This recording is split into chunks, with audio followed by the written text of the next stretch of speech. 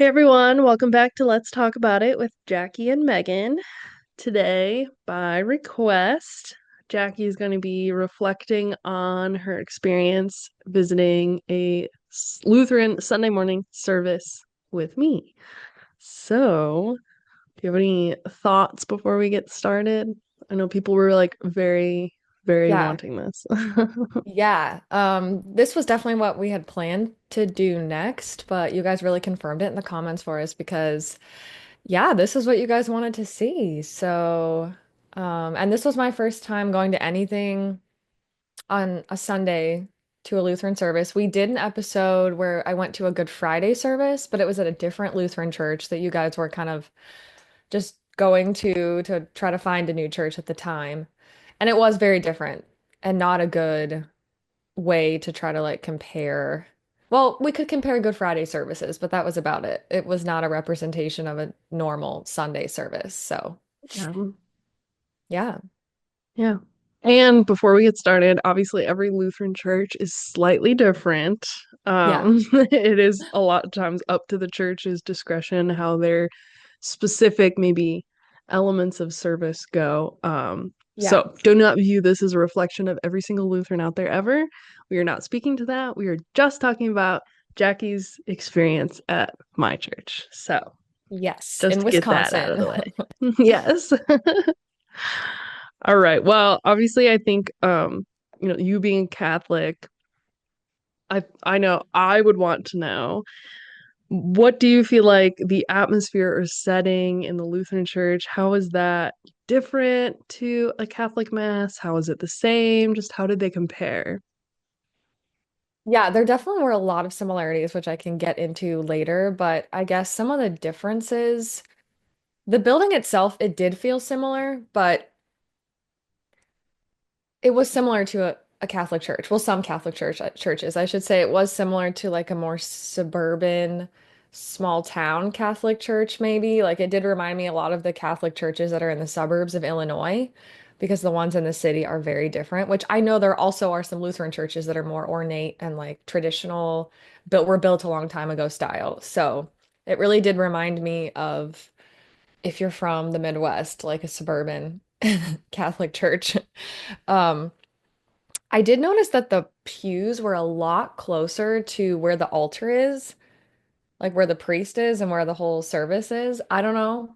That was something I noticed. And I think that it overall goes with, there were a lot of things that I think reflected the theology of Lutheranism versus Catholicism, which is like that the priest is not as there's not he's a pastor, he's not a priest, is not as distinct from the parishioners, like the lay people, what we would call them in a Catholic church. So that was something I noticed. Yeah, I just felt like we were closer up. I sat in the front row, by the way, because it was Yeah. the very first pew because it was the mass for when Cece and Emma were being baptized, Megan's girls. So we were the family in the front. Yeah. Um, yeah, so that was something I noticed. And maybe someone else wouldn't have noticed that, but I did. And I don't know how to describe this, and casual is not the right word, but I was trying to find a word to describe it. Like it had a more casual vibe, but casual is not the word. But I don't know how to frame it. I don't know. I think it's because there was a lot less. I think it goes with the theology. Like the pastor is not as distinct from the people, and there's a lot less of this like separation between the two in Lutheran theology. Um, so the pastor, he didn't like process up there with the altar servers and then Sure. bow at the altar and then sit down and then we're all standing and then we sit and he kind of, just walked up and then started the service. And even us being closer together made it feel more like, I don't know. Yeah, there definitely was um a Protestant something to it. I don't know how to describe that. Which is funny because I Hmm. know the lower church Protestants would find it very like, whoa, what are we doing? This is not Protestant. This is so Catholic like. Think they might feel that way, but don't worry. In Lutheranism, there is a sense of like, okay, this is still Protestant. This is distinct.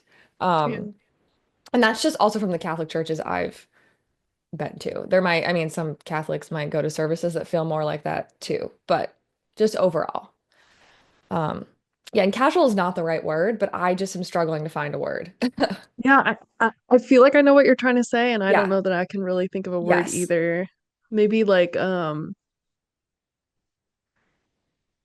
yeah. Don't Because it's really not that get you the guys are word. casual about your service. I don't know how to Right. describe it. Like it is very respectful and there's definitely a liturgy. Like it's not, but I just don't know the word. Yeah. Yeah. I think what you're saying of like the pastor being more like more one of the people versus like standing in the role of Christ as part Yes, of the there is that service. is there a present for And so sure. maybe that lends to like this atmosphere of yeah, And then though, yeah, less whatever the word. formality. Yeah, less formal is kind of, yeah. So I feel like casual does not capture it at all, but it feels less formal. I feel like that is a better way to say it. Um, Mhm. Yeah, it's so funny because one of my evangelical friends who also came, he was like, "Man, that was stuffy." So it's just so funny the that's difference of so like funny, our you're like, differences. "Yeah, it wasn't as formal." And he's like, "That was insanely formal." So everybody's experience is different.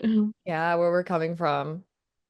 Yeah, like I said, it would be a lot more formal than a evangelical non-denominational church service for sure. Mhm. Yeah, even like a Baptist, I feel like. Well, okay, so that was kind of like the atmosphere or vibe or feeling, but like when it came to the actual liturgy, were there any noticeable differences that like stood out to you from a Catholic mass and then this Lutheran service? Yeah, we there was a lot more sitting and there was no kneeling.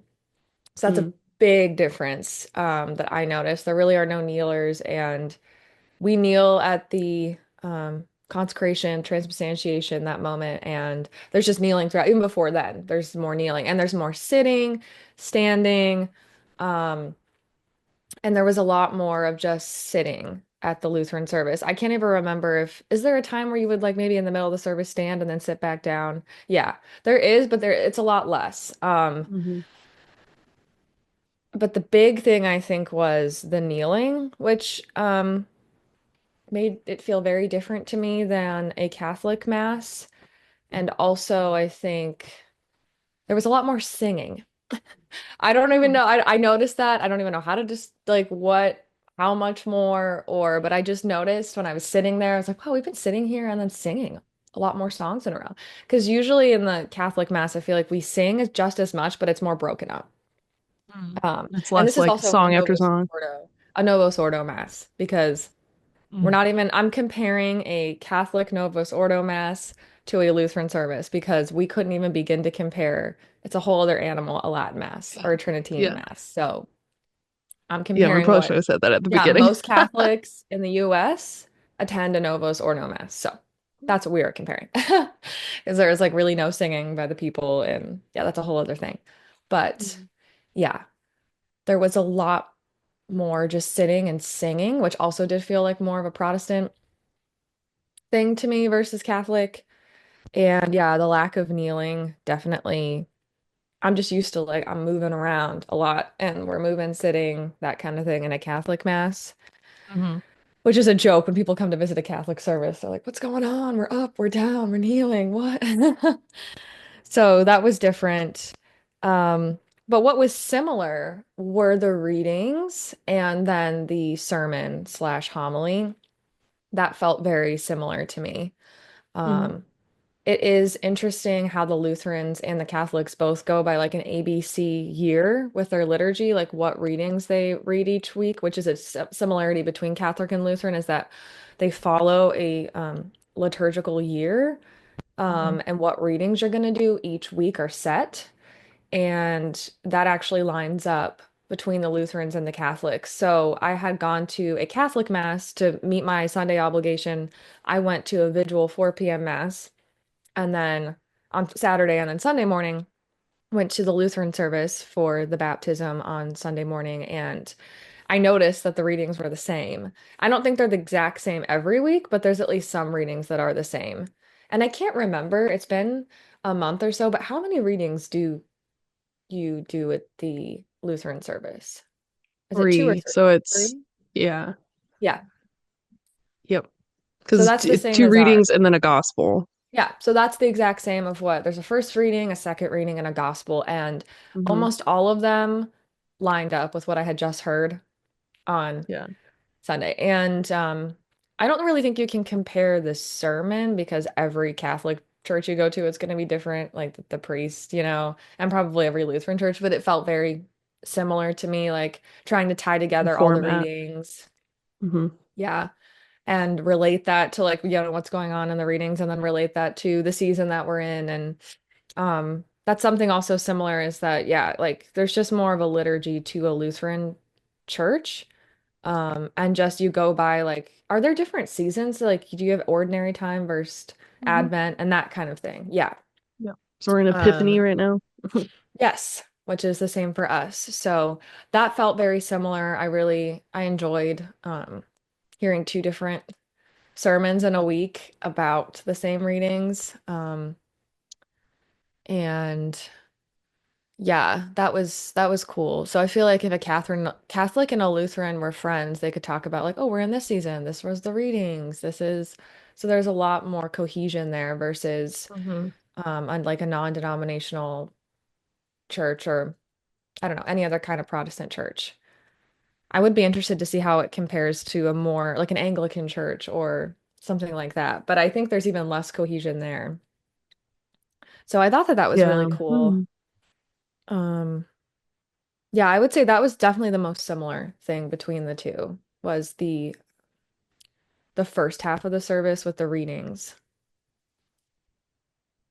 So I'm curious when it comes to like communion, because Mhm. obviously, like we've talked about that before, it kind of Yeah. being like a distinctive. Catholics are very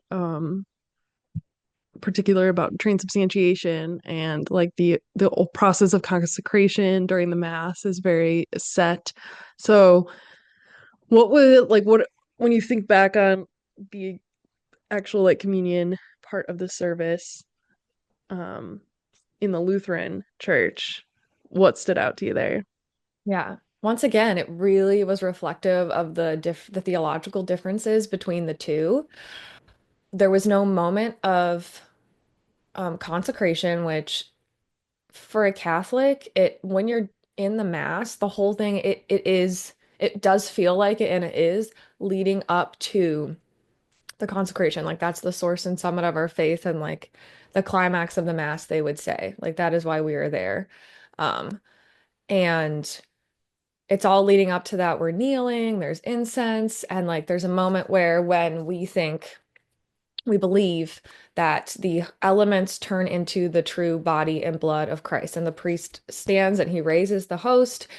The altar servers, not every church, but will like ring bells so that people, their attention is captured if they've lost focus because they're like, this is what's happening.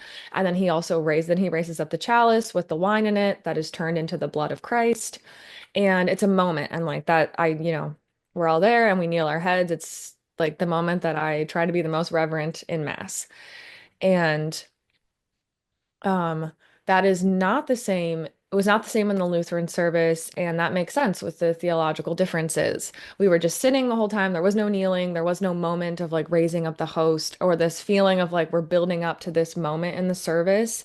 Um, like all of the elements were on the altar. Do they call it an altar? Right? Okay. And the priest talked about kind of went up the pastor went up and talked about like the elements and what we were receiving and that this is like the real presence of Christ and still very reverent and this is very important, but there was no like singular moment. And that just makes sense because for Lutherans like you don't know when it turns into the body of Christ or when it doesn't, it just kind of is. And yeah, so it was him just kind of explaining like we're receiving, I think I can't quite remember like talking about communion. Um, but yeah, it was just a lot less of like a big moment. Mm. And we remained seated the whole time, What was similar and what I actually was really surprised by is that, at least in this Lutheran church, when you went up, you kneeled down. It was like a communion rail, which is something that you see in more traditional Catholic churches, that you all kneel at the on a rail, and then the priest comes up and gives you communion, like along to each person. And I was shocked by that because I don't know, I just thought it would be more like most of the Novus Ordo masses that I go to, where you stand in a line and you go up, and you can kneel if you want in some churches.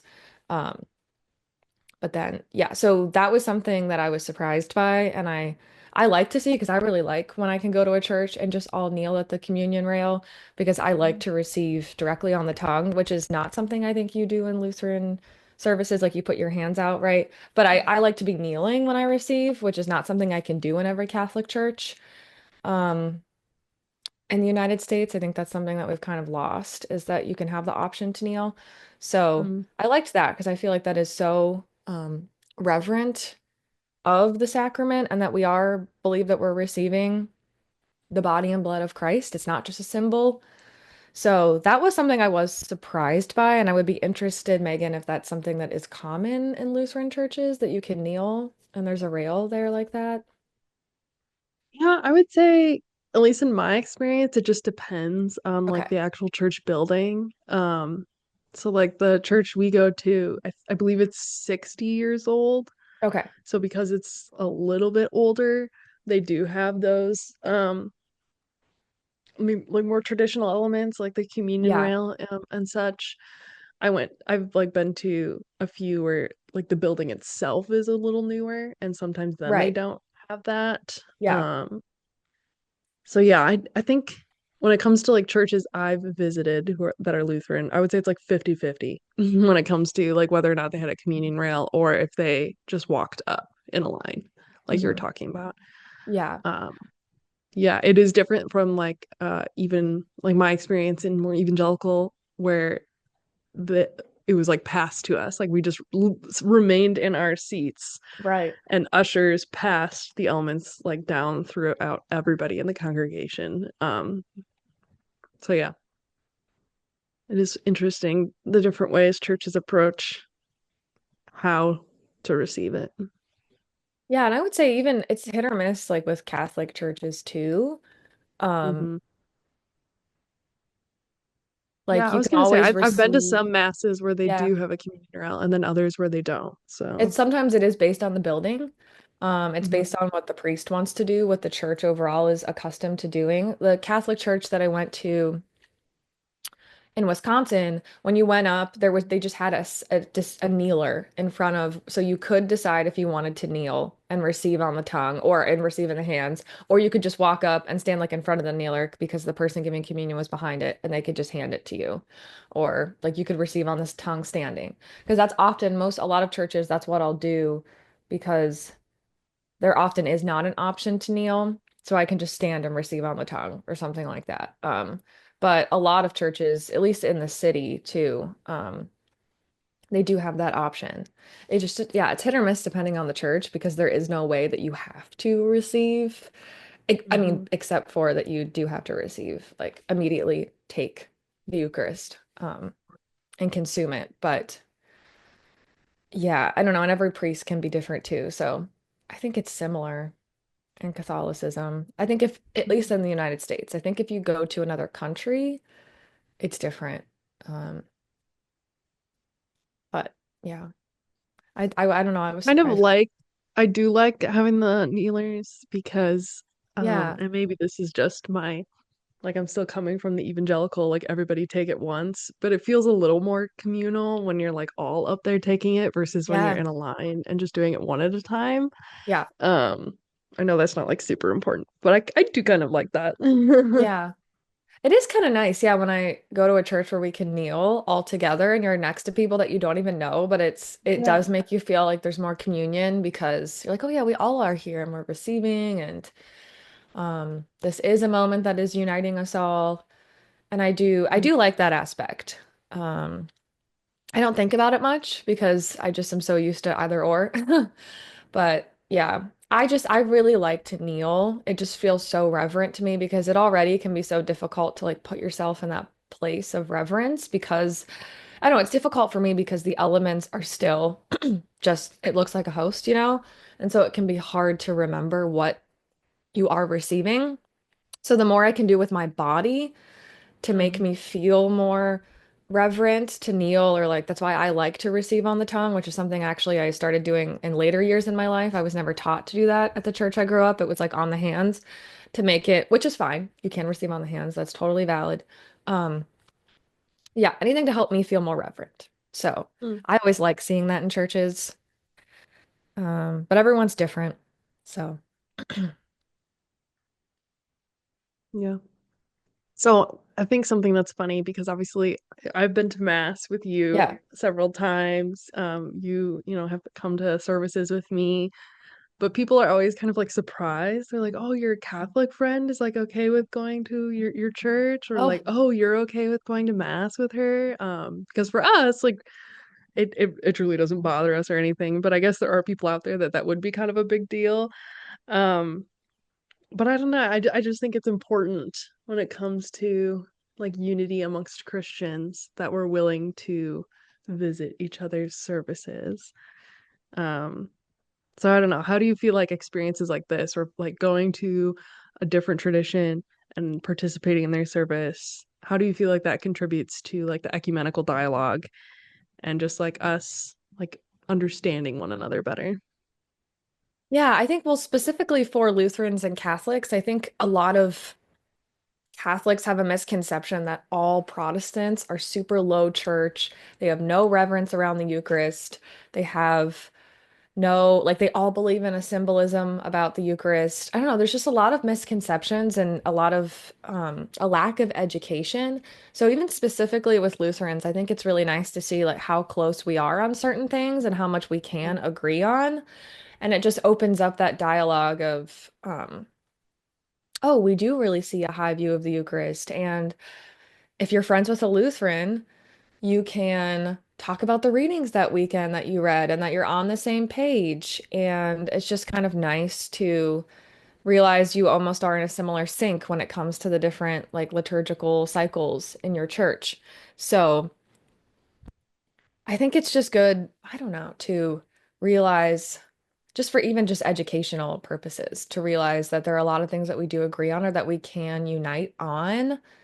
And I also just think it's even for your personal relationships, I think it's very powerful to sit in a service together, like to visit each other's and to have that moment of like communion together, even if you can't receive, which I think is great that we can go to each other's services, but we don't receive. So there's still that like respect for, okay, this is something different and I don't believe all of this, but we still can sit and listen to the word together and pray together because I had, like I was sitting in the service, I could sing the songs, we could sing the songs with each other, we could listen to the readings, we could sit and pray. Um, but there still is that like distinction. So you don't have to feel uncomfortable like either or going to a different service and thinking, oh, I'm like participating in so I don't know. Like there's still that distinction, which I do think is good since it shows that there are things that we disagree on, but there is a lot that we can unite on. Um, Yeah. So I think it's good. I think that you should visit each other's services. I feel like most people I've encountered, like Catholics, are open to that and definitely think that that's okay and good to do. There's only been a few Catholics I've met that are like, you can never go and sit in a Protestant service because that is that's be almost like betraying our view of the Eucharist because they rejected that and they rejected things, and so you can't go. That even just you going shows that you and no, I mean, I think that you can still stand like, okay, we don't agree on this because you're not receiving the Eucharist at their church, which as Catholics you're not supposed to. Great. I don't have to. That's fine to still not benefit and commune with fellow Christians in a service. Um, so that view really bothers me. And I've only heard that a few times. Most Catholics are I like, was yeah, gonna that's say. great. As long as you meet your Sunday obligation, which I did. For Catholics, that's important. It's really not, I think it's great to do that. And I think if you have a friend in your life that is a different denomination, even if they are non-denominational, I think you can still go and benefit. I think I never got to go to a service with you when you were at a non-denominational church, but I did go to like a women's day that you had, and we did get to sing worship songs together. Um, and I enjoyed that. Like I felt like, oh, I'm worshiping with these other Christians, and Mhm. that was a nice moment for me. Um, yeah, I don't know. What is your experience in mass? Because you've gone to a lot more going to mass with me versus. I think like I think a lot of times like with these like ecumenical conversations because a lot of it happens online, which is great. Um, but sometimes it does foster almost more of a divide, I feel like people are Yeah. more extreme about their opinions when they're online Mm-hmm.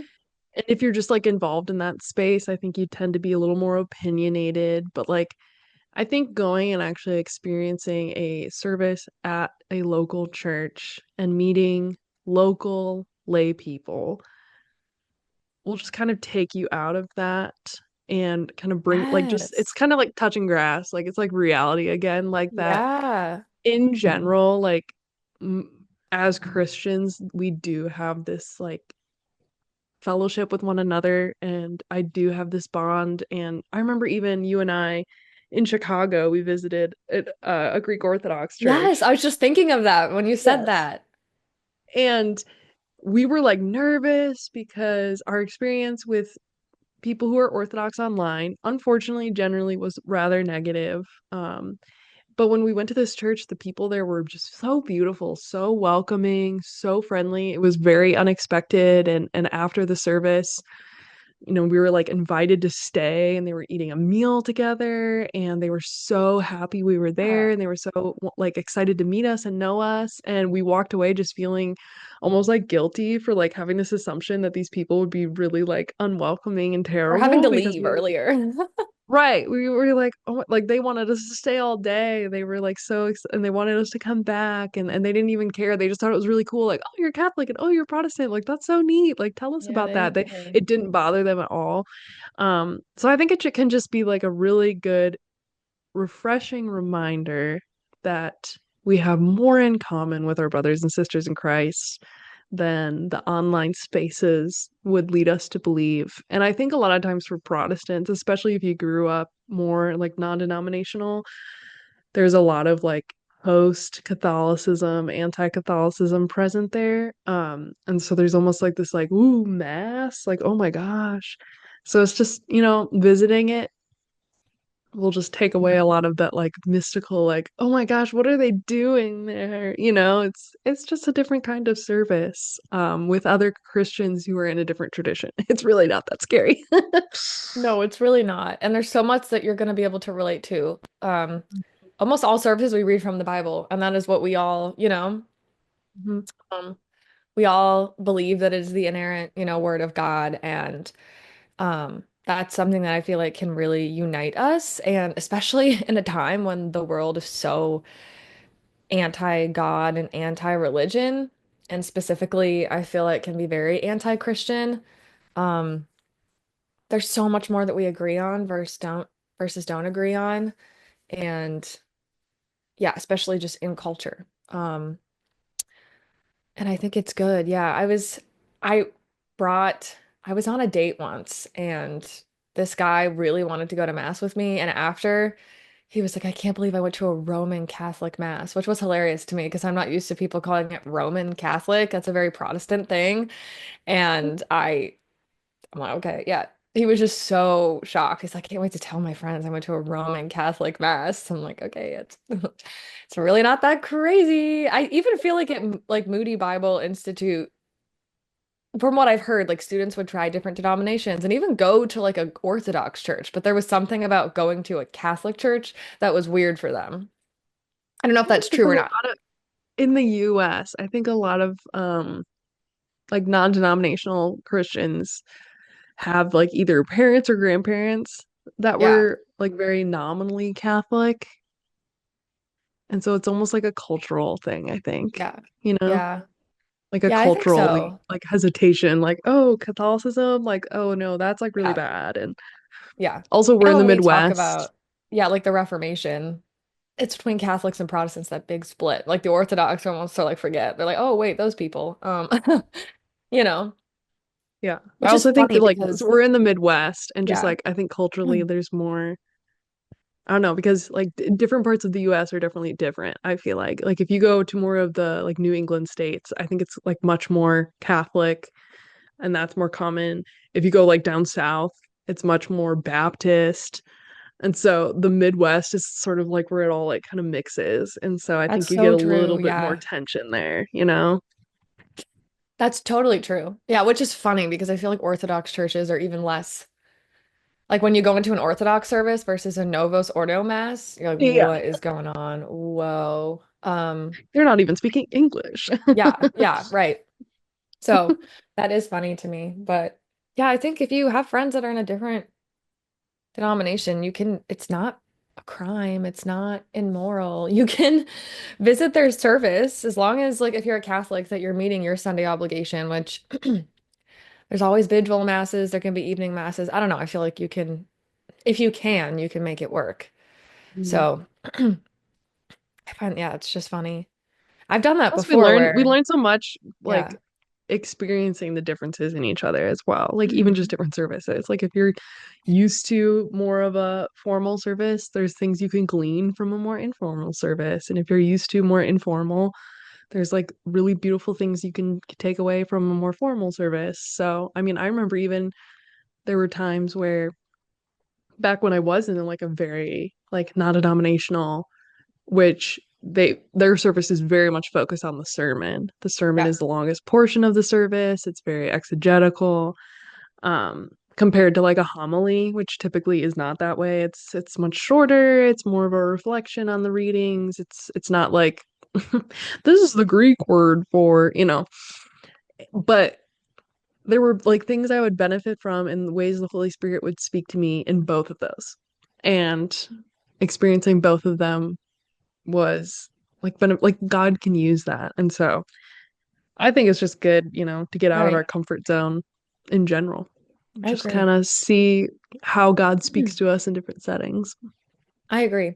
Oh, that's funny you say that because actually my good friend who's a priest, he does do that and much more contained because of the services, but he will go into like this is the Greek word for this or this. Right. And the people at my church, like especially older Catholics, are like, "Whoa, that's so educational." Like they're just not used to that from a priest. I feel Yeah, like younger priests kind of trying to sprinkle that in that's more, true. but Yeah, it's because not even as the pastors long, at my church, definitely. there's like the senior pastor and then we have an associate and even their homilies I feel like are much different. Oh yeah. Yeah. It's totally true though that a non-denominational church, it's way more focused on the sermon. It's much longer than any Catholic mass you would go to, for the most part. Um, the focus is the Eucharist, and that makes sense with our theological views. Um, was that a hard transition from you from non-denominational to Lutheran? Because I do feel like the sermons are not as long in a Lutheran Mm-mm. service as well. Sometimes, yeah, Yeah, sometimes, I think I always loved sermons. Um, and a lot of times too, for people who go to non-denominational churches, that'll like make or break whether or not they join that church, is if they like the preaching. right. Well, that makes sense. Yeah. Yeah. And so that was sort of a shift for me too, of like that's not why we would choose a church. Yeah, it was, man, that's like a whole other conversation because even some of my friends who are very evangelical they really, really don't like that about like the Lutheran service. They're like, oh, it's so shallow. Yeah. I And mean, it's just a different perspective on like yeah, what is an enriching service, if that makes sense. oh yeah. I mean, I think it does show where there are differences on our theology. Yeah, because Hmm. I know Catholics that go to these non-denominational churches and they say like it feels incomplete or something because there isn't that Eucharist moment. So it's just a Hmm. totally different perspective. Yeah. Yeah. So I would say it was like a transition for me, but by the time we were joining the church, my theology had just changed so much that it wasn't like a struggle for me at all. Yeah. that was maybe more so like way at the beginning, like before we had left our church, but we were visiting other Lutheran churches and like thinking about it. That was something I like crossed my mind. But Hmm. I was just in such a different place by the time we Hmm. actually joined. Yeah, that makes sense. Hmm. Well, I hope that everyone enjoyed this video, that like recommended it to us. Or yeah, that we do it. Yeah, that's all the reflections I have, really. Well, thank you for coming to church with me. Yeah. I know, I finally got to sit while Megan received communion versus the other way around. That was funny. Yeah. I The literally all didn't even think about it until afterwards. I was like, oh.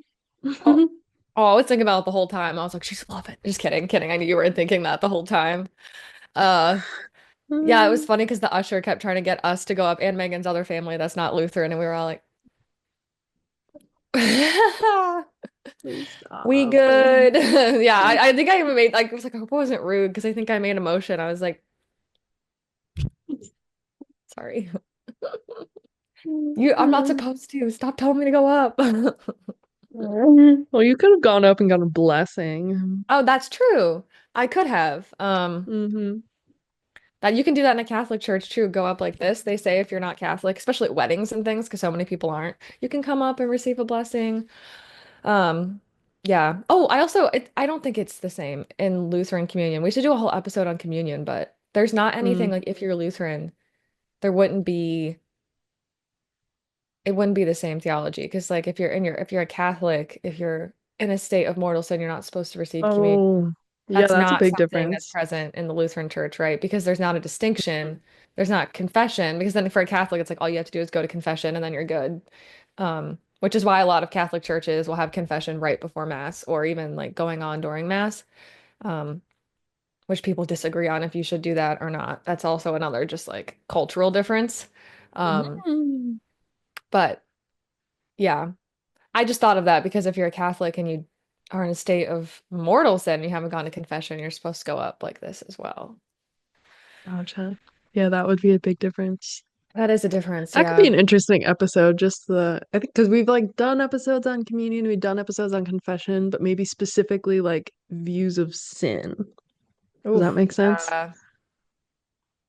I think there's also we could come to more of an see how our views aren't as different, like are different, Hmm. but I think when you really get down to it and you look at, okay, if you do believe this is like taking you out of the church or not out of communion with us, then yeah, you wouldn't receive. I don't know. Yeah, just the way that Hmm. we view it, we could come to some more of an understanding. I know we personally have come to more of an understanding on that just talking. So, Yeah.